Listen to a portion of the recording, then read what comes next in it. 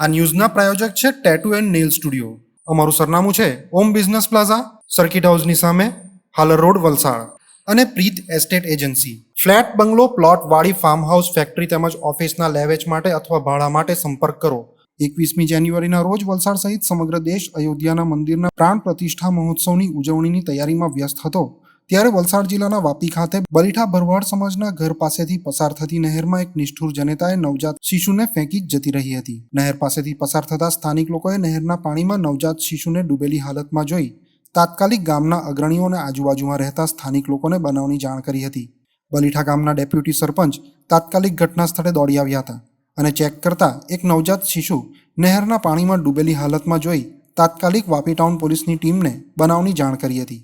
Vapi town પોલીસની ટીમે તાત્કાલિક ઘટના સ્થળે પહોંચી નવજાત શિશુની લાશને કબજે મેળવી આગળની તપાસ હાથ ધરી છે.